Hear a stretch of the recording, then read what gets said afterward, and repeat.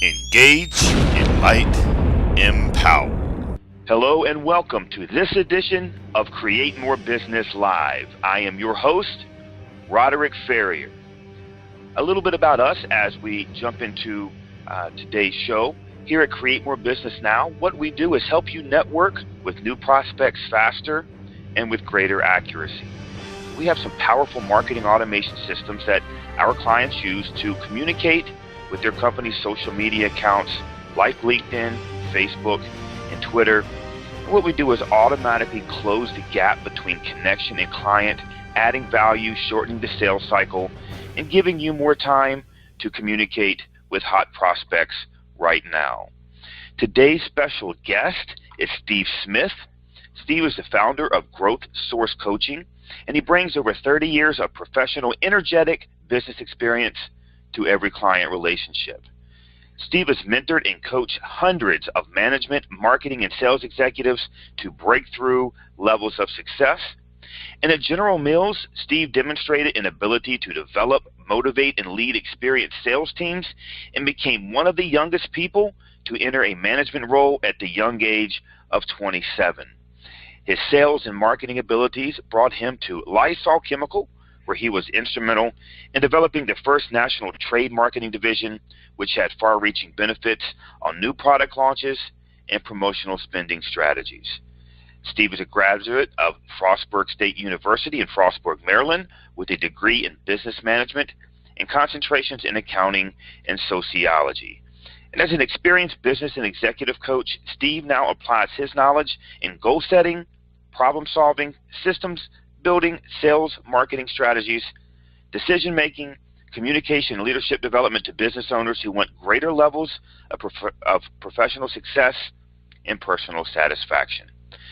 So here on today's edition of Create More Business Live, what you are going to learn is how to build your business beyond you. Steve is going to share how solo operators can go beyond having their business be just them. So today you will learn how to create a clear view of the future business you want, how to determine if your business is scalable, what kind of plan will help you prepare for growth, and who you should have on your team, and also how to phase yourself out of the day-to-day operation. Steve, we're so thankful that you have joined us on today's show, and I am going to give you control of the helm and let you take charge. And again, thank you so much for taking time out of your schedule to be with us today. Rod, thanks a lot for having me on. This is a great opportunity, and I'm really looking forward to sharing a lot of the things that not only I have done, but I've helped clients do, because at the end of the day, it's not necessarily what you know, it's what you're able to put into practice. So I'm really hoping that with what I'm going to be presenting today, that people can walk away with some real hands-on how-to techniques and strategies for getting past this problem. And this is a big problem in business today, and I'm going to show you some things I think for a lot of your viewers and listeners, they're going to be astonished over. And the biggest problem here is people that get into business and never end up being able to get the business any bigger than themselves. And for a lot of reasons that happens. Some cases people may not want anything more than themselves, and that's fine if that's your end goal. But there's a lot of folks out there that start businesses because they have great ideas, or they're already doing something that people think they should make a formal business out of. They leave a corporation, they want to go out on their own. They got a lot of reasons for doing it. And the end result is it's just them. So let's get into this, and I'll kind of take you down a path that will help you and all of your viewers basically see what it's going to take to get your business past you. Okay, here's some interesting facts. These came from the Small Business Administration's report in 2013, so it's a few years old, but in the grand scheme of government collecting data, it's not that old. It's pretty current. In the U.S. today, what the government considers as a small business, which is any business entity doing less than $50 million a year in revenue, there are 28 million small businesses. So the vast preponderance of entities today that call themselves businesses are in the small business area. But what's interesting is in the small business arena, there's a business called a non-employer business, and that's basically a solo operator, somebody that's in business for themselves. That portion of it, the non-employer business, makes up 22 million of the 28 million total. That's 78% of all the small businesses are people that are doing it by themselves. Now, the other interesting thing about this is if you're doing it by yourselves, what are you expecting out of it? The other thing I found was the average small business, non-employer, solopreneur only makes about $45,000 a year. Now that's average, so obviously you can go to different parts of the country, look at different industries, and you'll probably find people that go way beyond that. Certainly I'm beyond that myself. But on average, the small business person that's in business for themselves is only going to hit about $45,000 a year. So if one of the reasons you got into business from the start was because you thought you could do a better job of creating income and wealth for yourself as opposed to going to work for somebody else, unless you get the business beyond you, you're going to have a difficult time doing that. I found another a bit of data from another publication, I think it was in Forbes, and they talked about the fact that from a revenue standpoint, less than 2.5% of all the small businesses, non-employer types, the single operators, ever get to a revenue base of upwards of $250,000 a year. So when you start looking at these things, if your intent of starting, running, buying into a business was to grow it and was to really get a financial reward in return for it, staying as a solo operator, that's a difficult way to do it. So let's kind of walk through this thing and figure out if your goal is not to be just yourself for the rest of your business life, what do you have to do? All right, first thing you have to do is ask yourself a question. Why did I decide to go into business for myself? That's really important because if you don't know what your end game is, if you don't understand the raw reason as to why you decided to go your own route as opposed to hooking up with somebody else and being an employee, then it's really going to be difficult to grasp and to actually do any of the things that I'm getting ready to show you. The next question you need to ask yourself is, can you reach your financial goals without growing your business bigger than yourself? And I've already given you a few stats that I think make that pretty difficult. And certainly if you're in a garden variety business, you have a professional service like you're an attorney, you're a CPA, maybe you're an engineer. Even if you're in a business where you're in home improvements or home repairs, you're an electrician, you're a plumber, things like that. The chance of you being able to hit any major financial goals that are going to set you up in retirement for the rest of your life, doing it all by yourself is pretty slim. So here's the reason that your audience needs to be watching this thing all the way through. Number one is relevance. If you're just doing your business because you like being by yourself, you're happy with the outcome, you don't need to watch any more of this because you're already there. Great, congratulations. But if you're not, if you're trying to figure out how to get this thing beyond you, then the rest of what I'm going to show you is going to be valuable. The other thing is insight. I can give you a lot of information, and you can certainly go out on the internet and Google to your heart's content, and you can find a lot of this stuff. But insight is the lessons learned you get from having already gone through it and having helped other people go through it, and really figuring out, does this really work? And if it does, what do you actually get? What actually happens when you do certain things within your business to try to grow it? So today I'm offering relevance and insight for people that are not satisfied with being just them. They want to be more than that. All right, here's the 5 things we're going to go through today. First, we're going to talk about your future and what does that look like. The next thing we're going to look at is your business scalable? How do you figure that out? The third thing is, do you have a marketing plan? There's a lot of different plans that a business might take on at various stages, but if you don't have a good marketing plan, it's going to be difficult to grow in any size and shape and scope.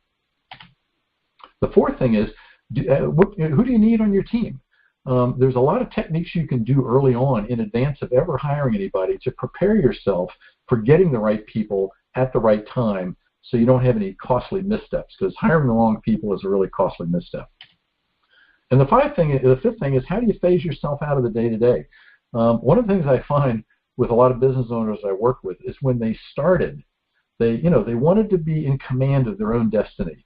They wanted to make as much money as they could. They also wanted to be able to take time away and do their own thing.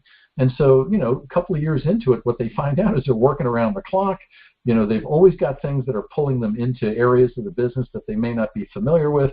And when you do your taxes at the end of the year, you find out you're working for minimum wage. So, being able to figure out how to phase yourself out of the day-to-day part of the business will actually keep you engaged and energetic about running your business. So you won't, be sitting there thinking, gee, when's the day going to come when I can sell this thing because I really want to get out from under it. All right, let's talk about the first part of this. Are you clear about the future of your business? And this picture is a perfect example of how many businesses start. They recognize that starting up a business, growing a business, running a business long-term is a journey. And you've got to get on that path, and you've got to walk that path long enough to make sure you're a success. And most people see that, success is over the horizon. It's down there down the road somewhere. The question that they usually don't ask themselves is, what exactly does my success look like? When I get there, will I recognize it? Will it be something that I've wanted? And so you have to really be able to figure out how you're going to direct your time, your focus, your resources, so that when you get to that point of success, you're actually happy with what you have. And here's 4 simple ways you can do it. First one is create a narrative of what your future business looks like. And what I suggest people do is just on one sheet of paper, write out a storyline. Tell people, if you had to explain to somebody 10 years from now what you hope that business would look like, how would you explain it? If you can put it down on paper and you can get very, very detailed about the size of the business and who's working in the business and what customers you're supplying or you're servicing in your business and where your business is located, what kind of facility you have, and all of those things that will really, really give you a crystal clear vision of the end result, you need to do that. Some people will go as far as making vision boards. And I totally support vision boards because it's helped me a lot in my own, getting my business up and running. But whatever you have to do to create a crystal clear picture so that you can introduce your mind to that on a regular basis is really going to help you stay focused and stay on the path going in the right direction. The second thing you can do, which is actually kind of an interesting exercise, is create an organization chart for your future business. When your business gets to that point where that you've just written out, what is the organization going to have to look like that supports that? So put your organization chart together. Now, you don't know who's going to be in the various boxes, so don't worry about putting the name in there. But what you can put in there is, what do you think it's going to cost to have somebody in that box? And once you put that organization chart together for that future business, and you've kind of costed out each one of those positions, it's going to give you a much better idea of the financial investment that you will eventually have to make in order to have the business that you want. And believe me, if you don't have the organization around you, then you really haven't separated yourself from the business entity that you own. So it's real important to get that visual down. Create that organization chart for your future business. Now, here's where you start getting personal. Take a look at what you're currently doing in your business. If you are running everything, then you are providing the product or the service, you're providing the customer support, you're doing the sales and the marketing, you're doing the back end, you're doing a lot of stuff. You have to really be able to come to grips with what your own capacity limit is. Because if you're swallowed up in all the what I call the day-to-day administrative minutia, and you're not spending enough time in the sales and marketing, which is where the revenue gets generated from, then you've got a fairly low capacity limit. If you can figure out how to change that up so you're spending a fair amount of time marketing, and the next thing is servicing the clients, and you're figuring out ways to automate some of the back end, then you raise your capacity limit. But whatever you do, figure out where your capacity limit is, because that's what's called hitting the ceiling. And when you hit that ceiling, it means you can't take on any more clients. You can't do any more business. So wherever your revenue mark is at that point, that's it. That's where you have to start thinking, what am I going to do when I get close to that mark so I can start increasing my overall capacity by bringing the right people on board? Piece number 4, get clear about your own strengths and weaknesses. We all have things that we're really good at and things that we like to do, and we have things that we're not good at and things we don't want to do. So separate those two. Figure out what your talents are, your skills, your experience, the things that you do well. It doesn't matter at that point whether you necessarily like to do them or not, but if you can do them well, that's what you need to spend your time focused on. Hopefully, those strengths are going to be in meeting people, developing relationships, finding opportunities for new customers and new revenue. Because again, you're the only person at the helm. You're running the whole ship. You're responsible for bringing the revenue in that front door, servicing the client. You send the invoices out the back. So you have to really, really get clear. Now, if you don't know how to do this, do a SWOT. Strengths, weaknesses, opportunities, and threats. It's real easy. Take a piece of paper, draw a line down the middle and one across the middle, so you make 4 quadrants, and you just start putting little words, little phrases in each one of them. You know, the top left is strengths, top right is weaknesses, bottom left is opportunities, and the bottom right is threats. Get yourself really clear about where you stand in all of those, because that's really going to help determine how you move forward in building out your business. Now, let's talk about scalability. One of the things that I try to tell people about when we're talking about the operational side of the business is think about the franchise model. Your business may not be a franchise, but one thing franchises do very well is they create a business model, a way of operating, and they've done it so well that they can sell people that same model over and over again, and everybody can go out and have the same kind of success, or relatively the same kind of success. But most businesses that start up because somebody has worked as a CPA for a large corporation and they finally decide they're going to go out and hang their own shingle and be their own CPA, they don't think the same way. They're too busy trying to make sure that the technical aspect of what they do, they're going to be able to continue to do that, and that's important. But what's even more important is figuring out the business model that you're going to put together, and is it expandable? Is it duplicatable? Can you get more out of it along the way? So here's some things to ask yourself to figure out if that's true or not. Okay, number one, what's the demand potential for what you do? For most businesses, if you're in home repair, if you're running a restaurant, you're in a professional service, there's plenty of demand out there, unless you live in a small town. But you really need to figure out what that demand looks like so that if you grow and if you expand and you invest the time and the money to do that, that there's actually going to be more business to have. Number two, how dependent is your business on people? There are some businesses that are high tech, they're very automated, you need some people to do various things, but you don't need people to do everything. I have a client now that is out in the San Bernardino marketplace, and he's a manufacturer. And what he makes is he uses machines, but he has to use tons of people. He has a huge labor bill every month to be able to do what he does. So he's reliant on people to expand his business and to be able to do more. You've got to figure out where that is. The reason being, certain states don't make it easy to build a business if you need a lot of people. California is one.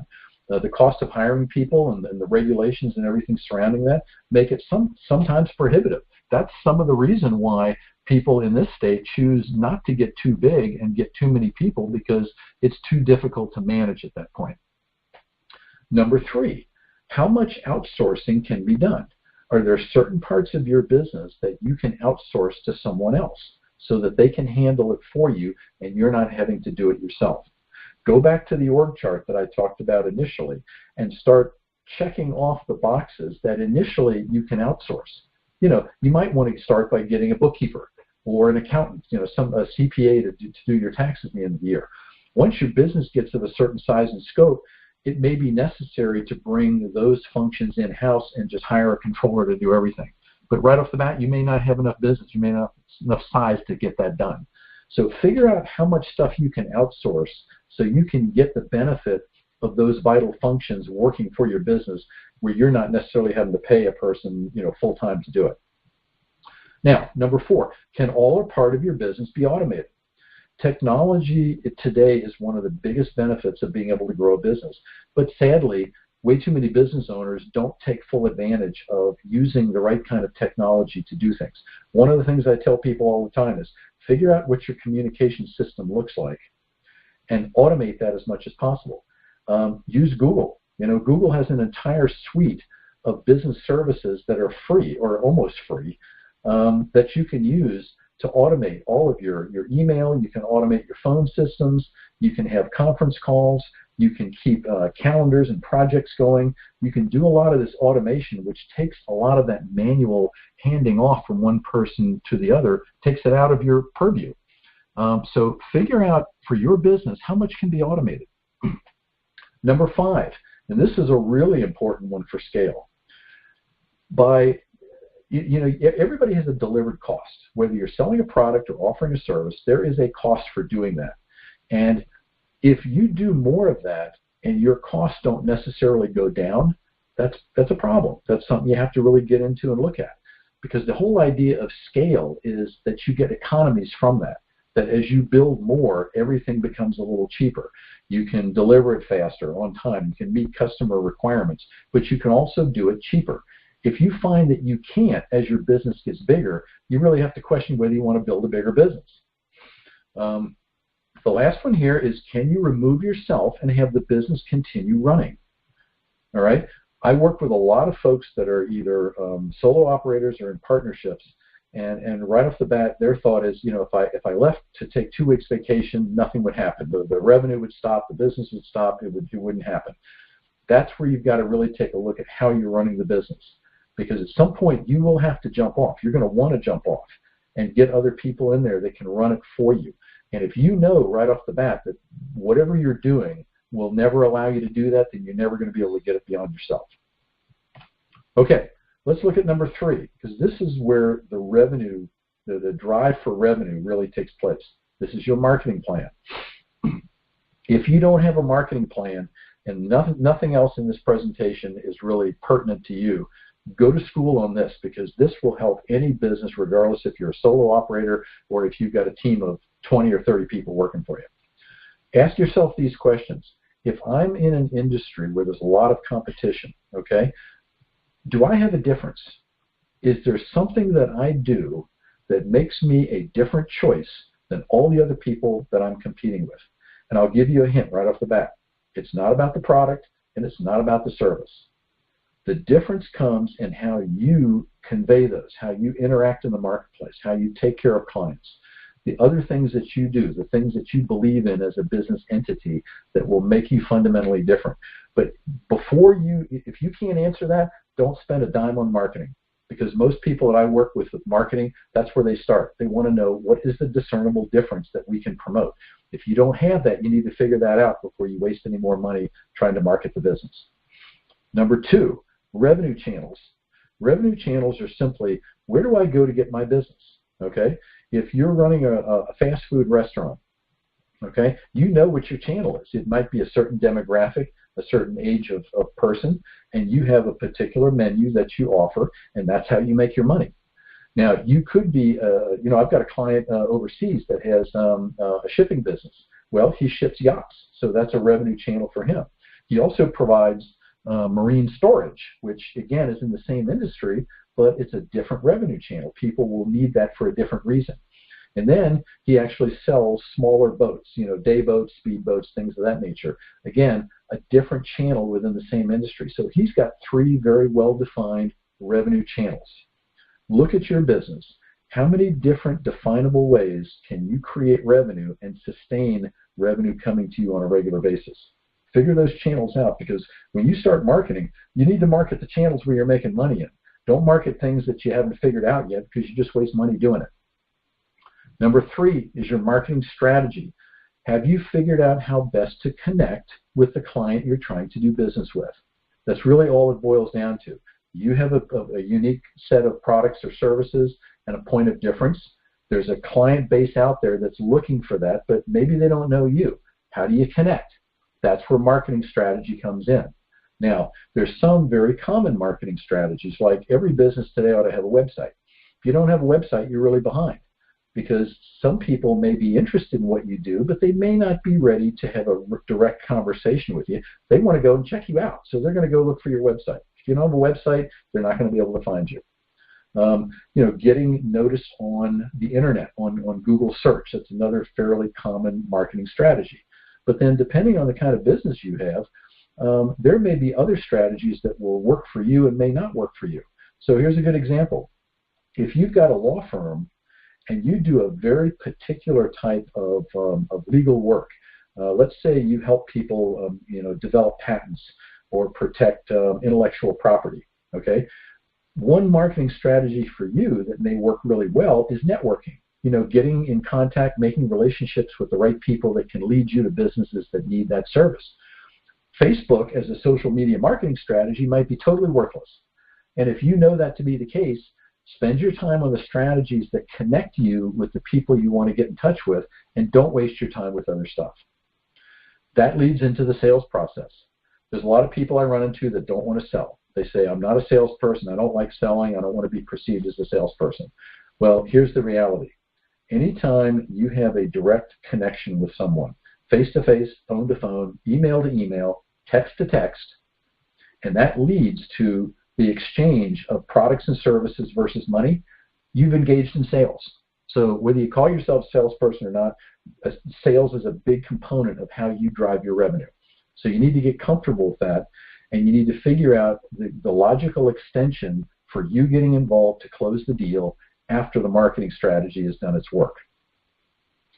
Number 5, resources.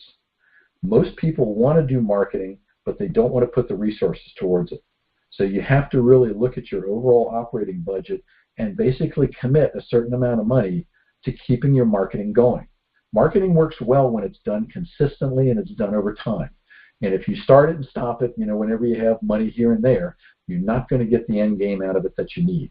So make sure you devote the resources. Look at your budget. Figure out how you're spending your money now. And over time, figure out a way to squirrel away money that's going to be devoted totally to your marketing effort. And then expansion order. That's really the key. When you get a whole marketing plan together, there's a particular order that you need to do these things in so you can build yourself up. Great example.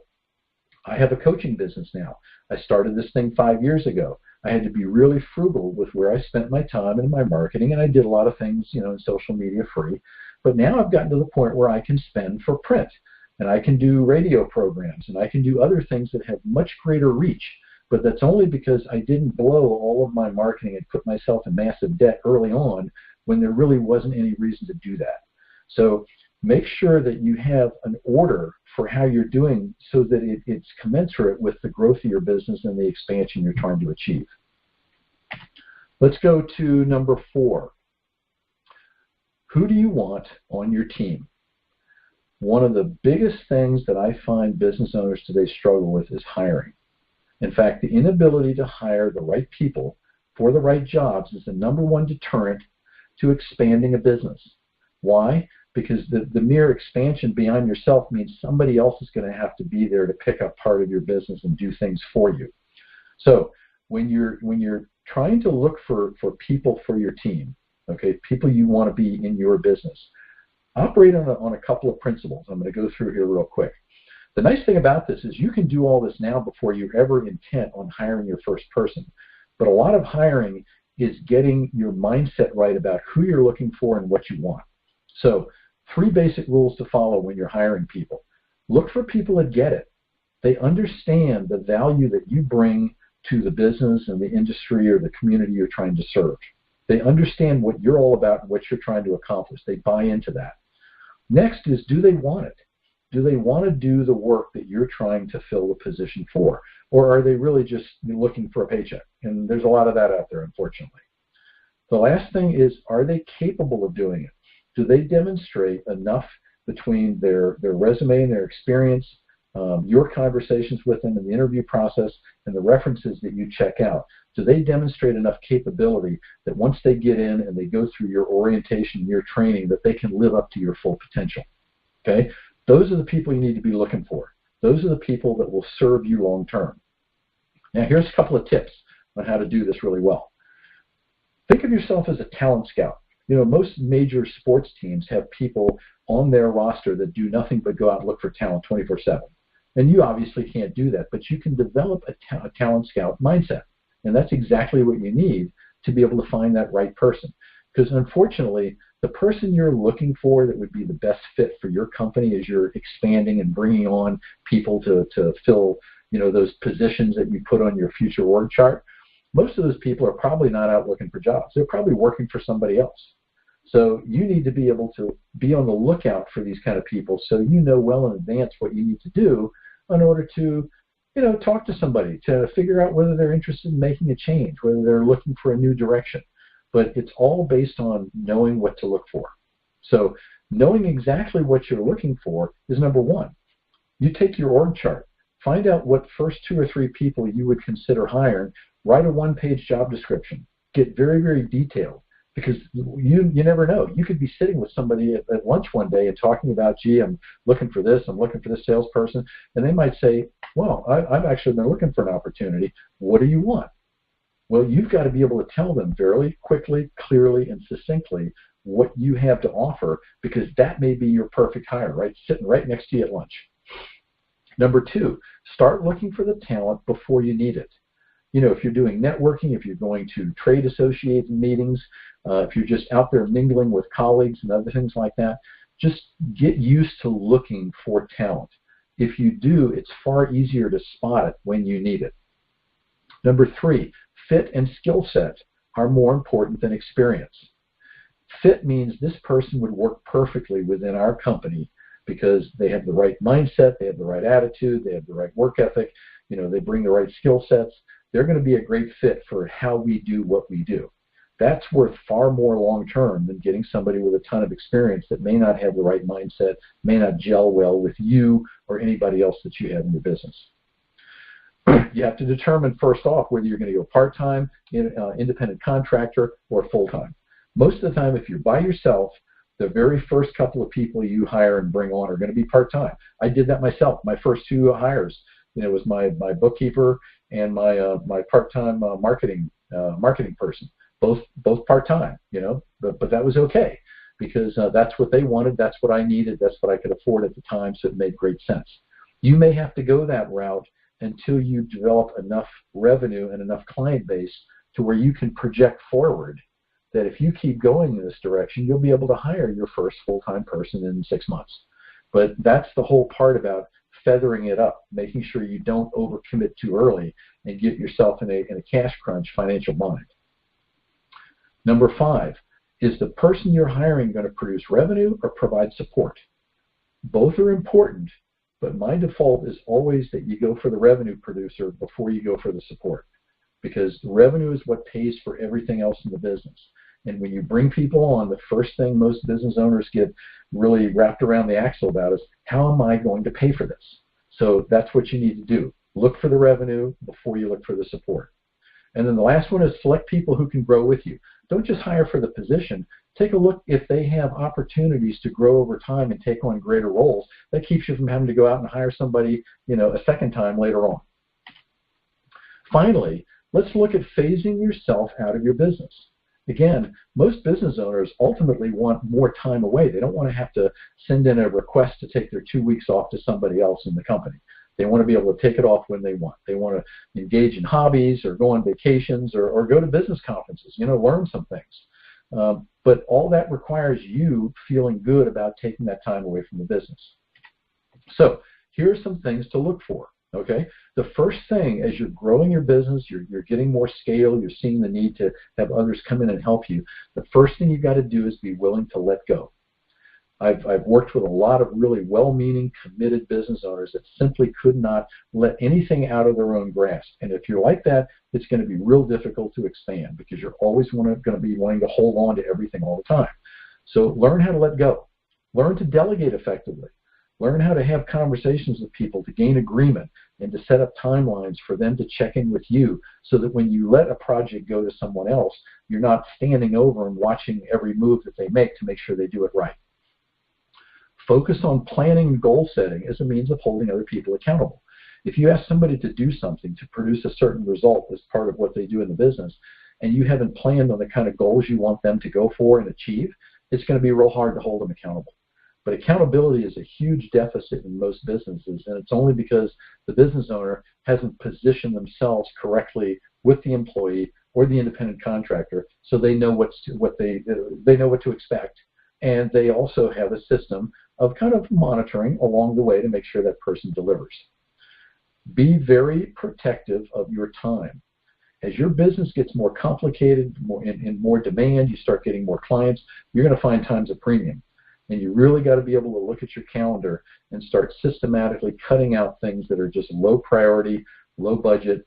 I did a presentation for our local city a couple of months ago, and one of the things I found when I was talking to them about productivity and time management was the average person today wastes about 25% of their available time throughout the year. And they do it for all number of reasons. They're daydreaming, they're on social media, they're taking days off and doing non-consequential stuff. I mean, the list is long. But the whole reason I'm saying this is because if you start really taking a look at how you're spending your time, you'd be amazed at how much time you can free up to do the fun things that you want to do in addition to running your business. Get used to scheduling outside activities on a routine basis. I would say if you haven't done this before, if you haven't taken any time off in a couple of years, start every quarter. Find a way to take a couple days off every quarter and go do something fun. Go travel someplace, go to a conference that you're interested in, but start getting in that routine of doing it, because it's the routine that will enable you to get comfortable doing that on a regular basis. And it's so important, because the time away from your business is the time you use to re-energize yourself. So when you get back into the business, you're ready to go. You're ready to keep pushing. You're ready to keep moving forward. Okay, final thoughts. I've thrown a lot at everybody here, but I want to make sure that regardless of where you are in your business development, that there are things you can do to keep yourself moving forward and eventually get your business to be a standalone entity as apart from just you. So here are the things that you need to do now that you know all this stuff, okay? Answer that question. Why are you doing this? If you're just doing it because it's a great way to make side money, as you're feathering your way into retirement, that's great. That's fine. No problem with that. But if you want more out of your business and you're finding it difficult to get more because you're the only one and you're doing everything, you've got to really connect yourself with a greater goal and be satisfied and committed going after it. What do you want? Going back to that very first slide I talked about, where you write a narrative, a one-page narrative of what your future business looks like, and putting together an org chart to support that. That's saying, this is what I want. I want this size business that creates this kind of revenue, that will make me this kind of money, that I can afford to do X, Y, and Z with and have a great life. That's what you need to be getting crystal clear with, so you have a target. If you don't have a target, you're not going to be able to hit it. How committed are you?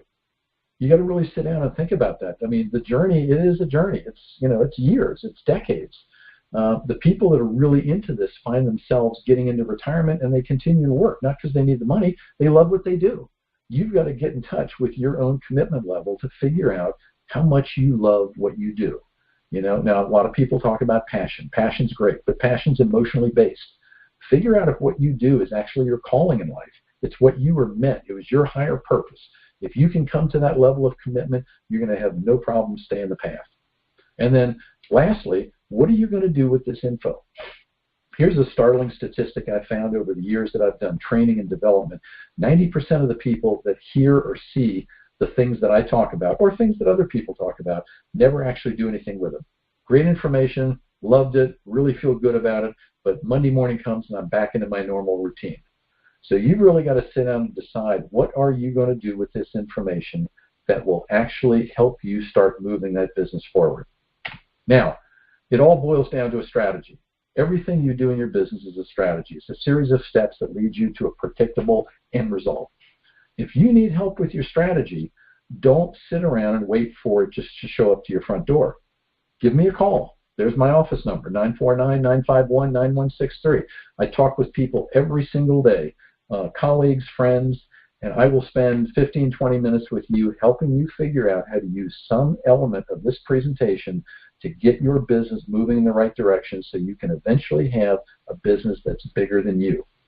If you want to check me out before you make that phone call, go to growthsourcecoaching.com. Got a lot of great resources on there. You can learn a lot of stuff before you even have a conversation with me.